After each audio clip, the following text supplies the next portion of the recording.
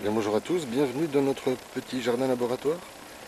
Je me propose avec vous de faire un petit tour de ce jardin qui a déjà changé de forme, puisqu'avec ce changement de température soudain, après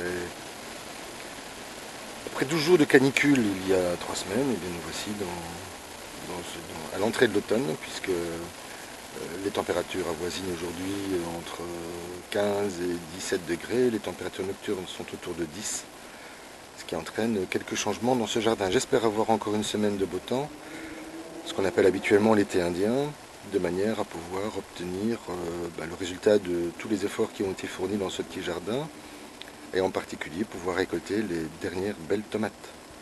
Alors je vous montre la deuxième fructification des framboisiers, qui est apparue il y a quelques jours déjà. Alors j'ai commencé à enlever quelques plants de tomates qui étaient un peu faibles, mais vous voyez que dans l'ensemble ça se passe relativement bien. J'ai également dû recouper de part et d'autre les courges, enfin le feuillage des courges béjaoui et des courgettes, de manière à essayer d'obtenir une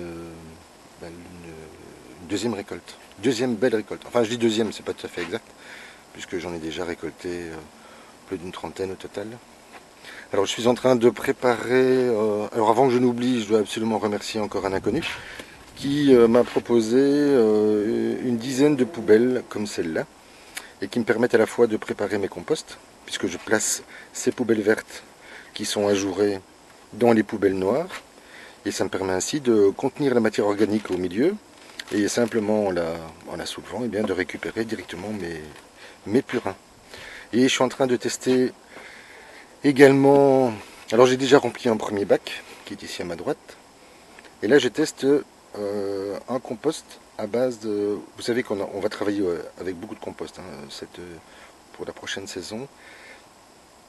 Et je teste ici un mélange de copeaux de bois, 3 variétés de bois, hêtre, frêne et sapin, avec du guano, dont on devine quelques feuilles d'oiseaux, et auquel je rajoute de l'azote et des bactéries. Et à ce propos de bactéries, je suis en train de préparer des mélanges.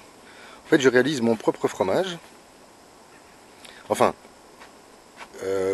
comment vous dire, j'ai récupéré le jus, le lait de cuisson de riz, que j'ai laissé reposer pendant 15 jours, auquel j'ai ajouté, bon je poursuis la balade pendant ce temps-là, auquel j'ai ajouté au bout de 15 jours 1 litre de lait entier.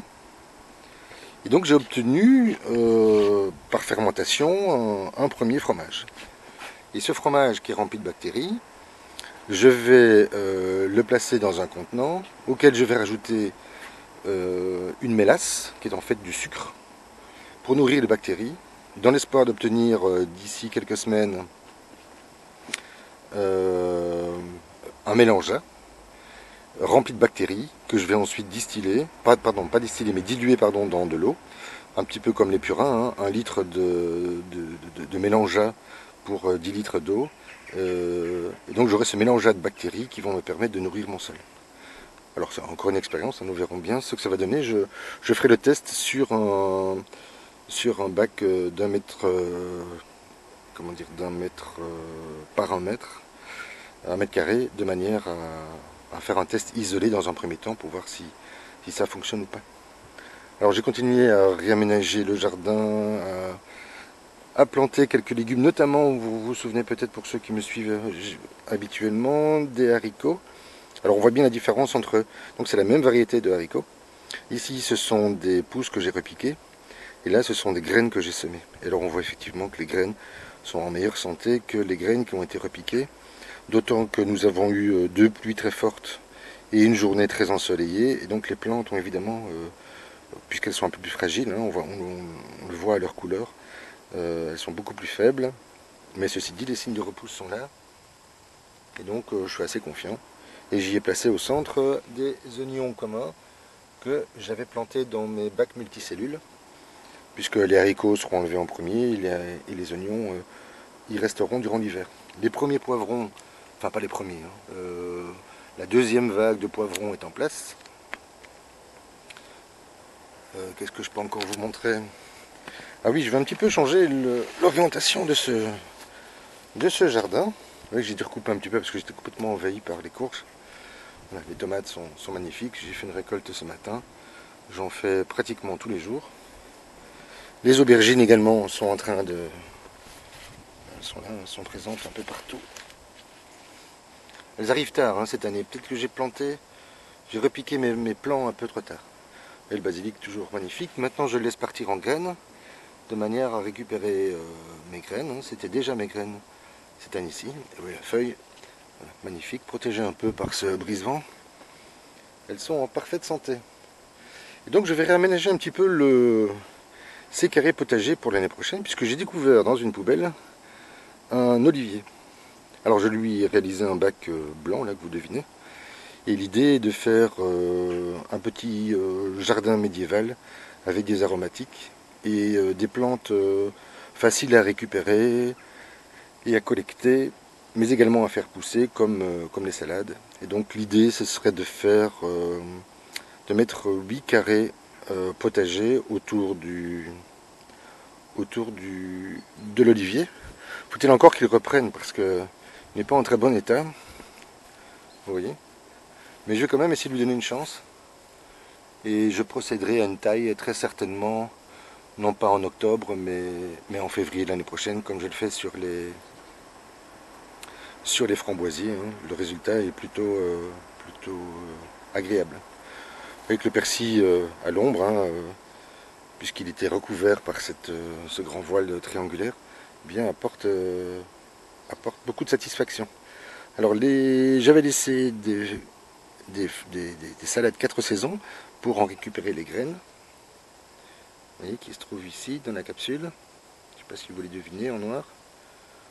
Voilà. Je vais maintenant d'ici demain ou après, je vais les placer je vais les couper, placer les têtes dans un sac poubelle et les laisser sécher pendant un peu plus d'un mois de manière à récupérer les graines.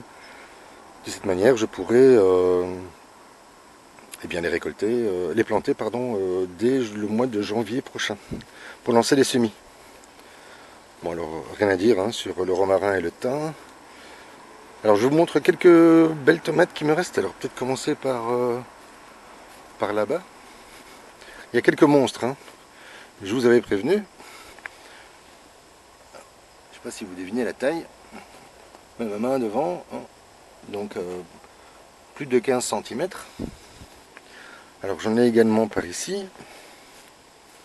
Alors en termes de volume dans ce jardin, finalement, j'ai dépassé la tonne de tomates en récolte. Et je dois dire que pour l'instant, c'est très satisfaisant. Mais je me promets déjà de faire bien mieux l'année prochaine. Alors j'ai les tomates rouges de Russie. Je mets ma main, comme ça vous pouvez estimer la taille, vous voyez. La belle pièce. Alors dans les dernières tomates ici, enfin les dernières séries de tomates plantées, oui, j'ai la belle tomate ananas rouge, j'ai des green zebra. Alors là c'est la tomate andine que vous connaissez certainement. Alors il y en a une qui est ici, voilà, qui a sa forme pointue, la cornue andine pour être précis. Regardez les beaux bébés. Ça c'est la tomate noire de Russie.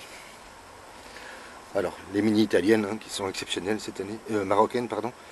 Et je crois que, enfin, elles ont eu un énorme succès puisque j'offre mes tomates, enfin mes légumes de manière générale cette année-ci.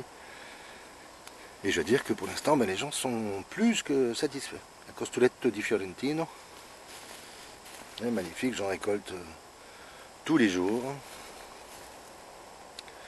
Voilà. Je dois également remercier, alors comment s'appelle-t-il, Jean, qui m'a offert, alors je continue à récupérer des éléments des structures, et normalement je commence les travaux d'aménagement de ce nouvel espace dès ce samedi, si tout va bien. Alors oui, j'ai remulché également une partie du jardin, ainsi que le long de ce mur. Et donc je remercie Jean qui m'a offert ces armoires en acier galvanisé démontables. Et je veux dire que ça m'est d'un grand soutien. Démontable parce que je peux enlever les montants ainsi que les plaques. Et donc dès je les placerai sous une protection pour cet hiver, hein, pour pouvoir les utiliser dès l'année prochaine, parce qu'elles ont des roulettes en acier. Alors elles sont un peu abîmées, mais je vous les montre. Mais moi j'en suis très satisfait. Et j'ai également découvert dans une poubelle une dizaine de mallettes comme celle-ci. Alors, je ne sais pas si vous vous souvenez en hiver ce que j'en avais fait. Et je vais réitérer l'opération. Alors, ça joue évidemment, je les ai laissés à l'extérieur avec le soleil et la pluie. Alors on ne trouve pas les outils, mais je vais en faire des valises, des valisettes pour y conserver mes graines durant l'hiver. Voilà. Et donc j'en ai un deuxième qui est là-bas et que j'ai déjà protégé parce que cette année-ci c'est une année à fruits secs, hein, vu la canicule que nous avons eue. Je ne sais pas si vous voyez le nombre de glands qu'il y a par feuille sur ce chêne, et donc elles avaient tendance à tomber dans mes semis. Et donc j'ai décidé de lui placer une protection transparente, je ne sais pas si vous l'avez deviné, au-dessus. Qu'est-ce que je peux encore vous dire? J'ai commencé les semis à partir des semis qui avaient été lancés il y a à peu près un mois maintenant. Et je dois dire que je suis relativement satisfait, à l'exception évidemment du phénomène de battance qui s'est installé. Ça c'est lié au fait que je n'arrose pas notamment. Et à partir de là, je vais le modifier pour l'année prochaine. Alors je vous montre encore rapidement la jonction qui s'est faite entre le concombre vert arménien et les plantes tomates Black Cherry. Black Cherry que vous reconnaissez, hein, c'est une tomate qui est connue maintenant, même appréciée par les spécialistes, mais également par les amateurs.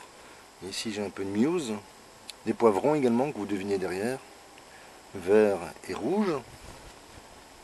Alors je vous dis, j'ai des monstres, hein, ça recommence malgré le manque d'eau, le manque d'arrosage, puisqu'on n'arrose pas dans ce jardin. On a quelques attaques liées à la pluie, rien de très grave. Des petits poivrons, j'ai des piments également qui sont apparus. Voilà, je vais vous laisser ici. Je vous souhaite une excellente journée, je vous dis à très vite.